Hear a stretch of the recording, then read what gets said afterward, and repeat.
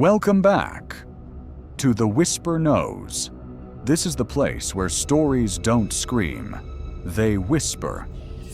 Tonight's question is simple, and once you hear it, you won't be able to unhear it. What if it's true that the voicemail came from your future self? Most people think the worst phone call they could ever receive would come from a stranger. A hospital, a police station, a number they don't recognize calling after midnight. But sometimes, the most terrifying voice is one you know instantly. One that sounds like your own. Older, shaken, speaking as if every second matters and none of them are enough. Mara Voss got the voicemail at 1:17 a.m. on a Tuesday she would later remember for the rest of her life. She had been half asleep on the couch, television muttering low in the background, rain tapping against the apartment windows hard enough to blur the city lights beyond them. Her phone buzzed once on the coffee table. Unknown number, no missed call, just one new voicemail. Mara almost ignored it. At 28, she had perfected the art of ignoring things that arrived too late at night. Messages from work, messages from her ex, messages from debt collectors using cheerful voices to disguise quiet threats. But something about this one felt wrong immediately. The voicemail was 14 seconds long, no background noise, no static, no delay, just breathing. Then a voice, low and hoarse and unmistakably hers, said, "Don't go home tomorrow." Mara sat up. The message ended there. No explanation, no name, no second sentence. Just her own voice, strained by fear she had never heard herself use before.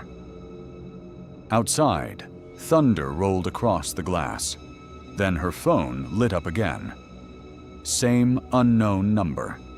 Second voicemail. This one was still recording right now. Mara stared at the screen as the timer beneath the new voicemail climbed upward.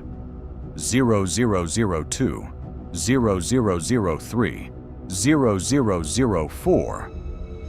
Someone was leaving her a message in real time. Her thumb hovered over the notification, but she didn't press it. The first voicemail still sat open above it. 14 seconds of her own voice warning her not to go home tomorrow.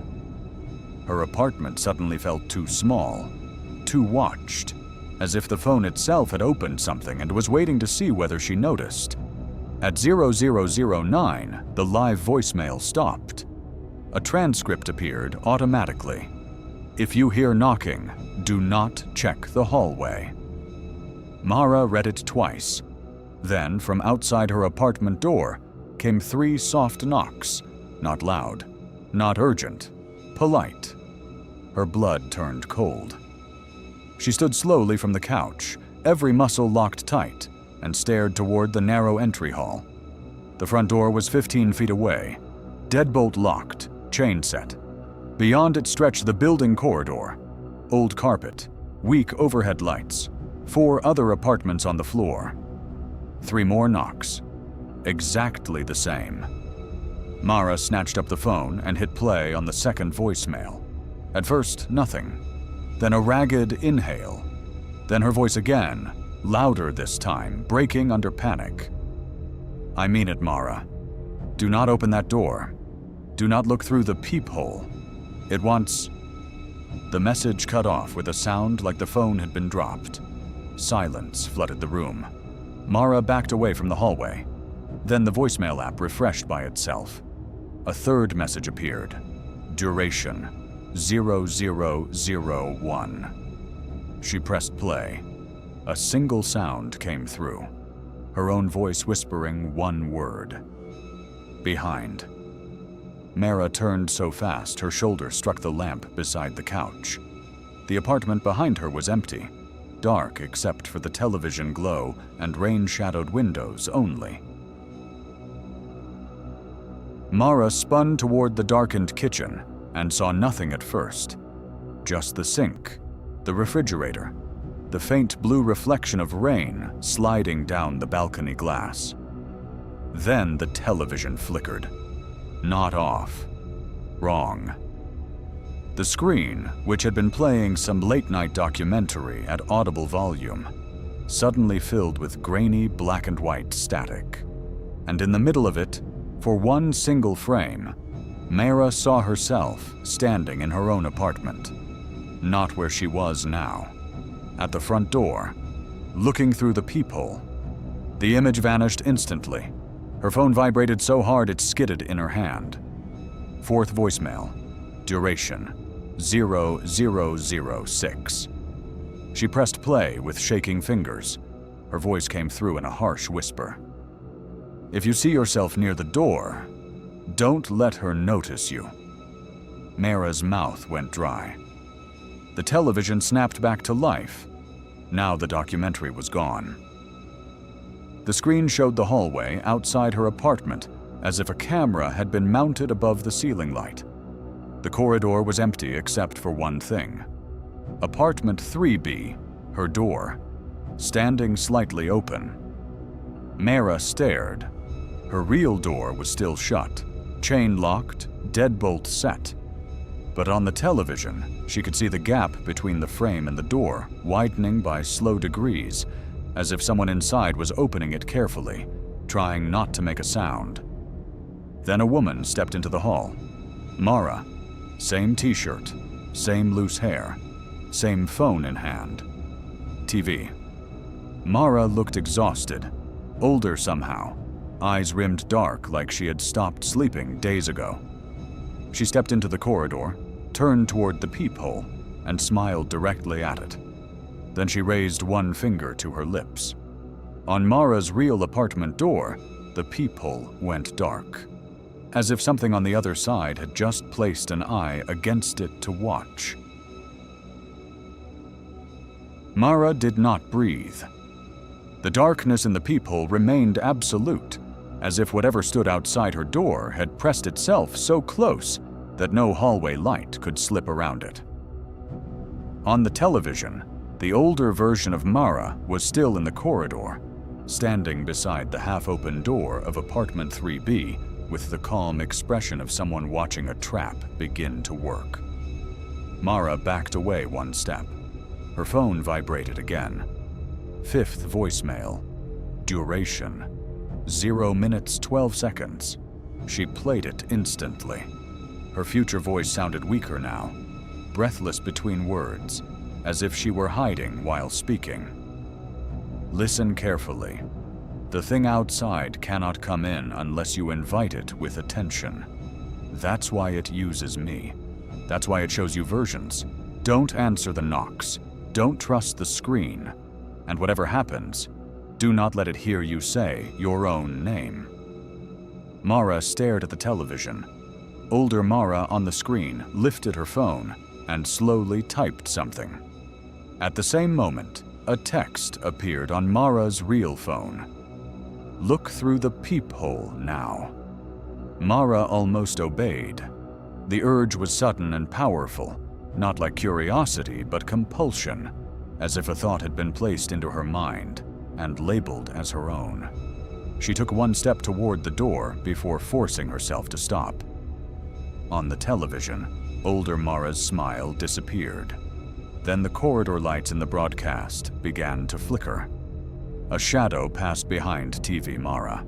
Too tall, too narrow, moving without sound. TV Mara did not turn around.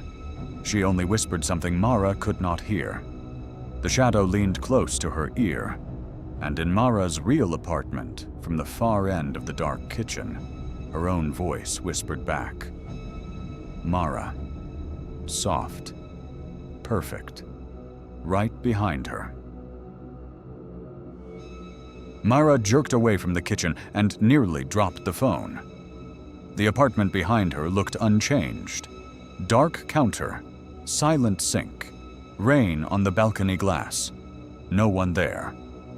But the voice had been hers in every detail, down to the slight rasp she got when tired. The same rasp that now filled the voicemails. the same rasp that had whispered her name from a room she had not entered in hours. Her phone vibrated again. 6th voicemail. Duration: 0 minutes 18 seconds. Mara pressed play. This time her future self was crying. It learned the timing. That means it's close. You need to leave the apartment without using the door. Go to the balcony. Climb down 1 floor.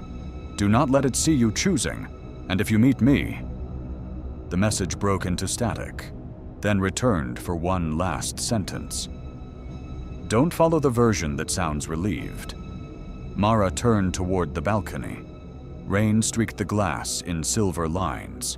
Beyond it, the fire escape clung to the side of the building like a rusted skeleton. 3 floors down, the alley shimmered with reflected street light and runoff.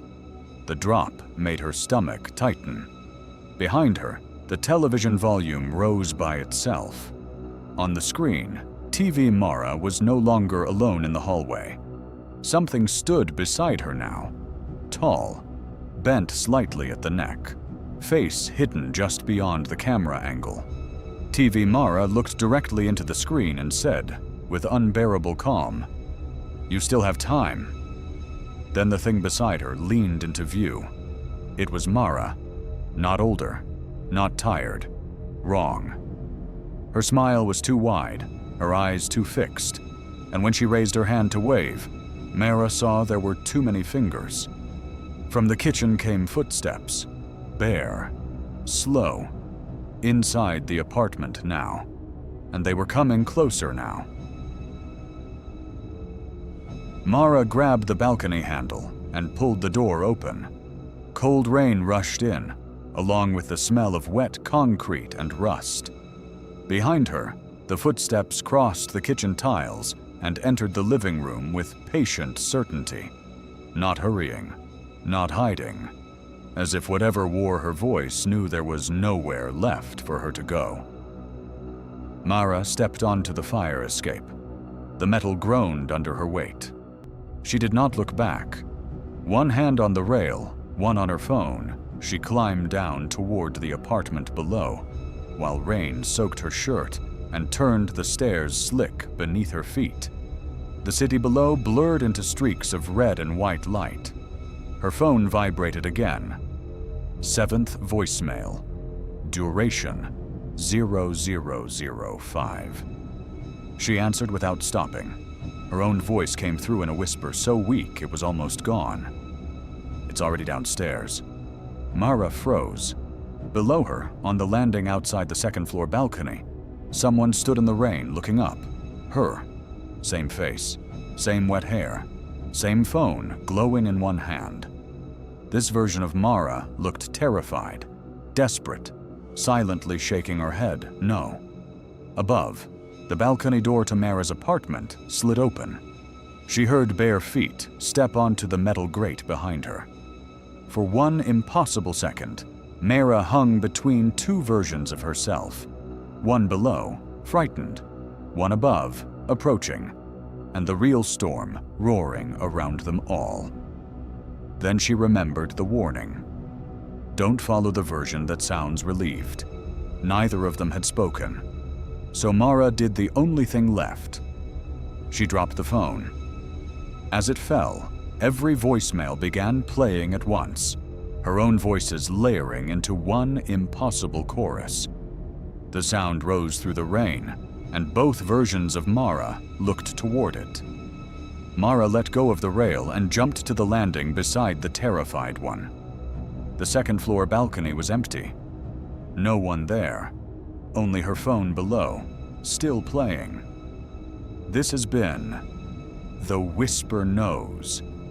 And if your future self calls in the middle of the night, pray the voice is still yours. Good night. Subscribe if you dare to listen.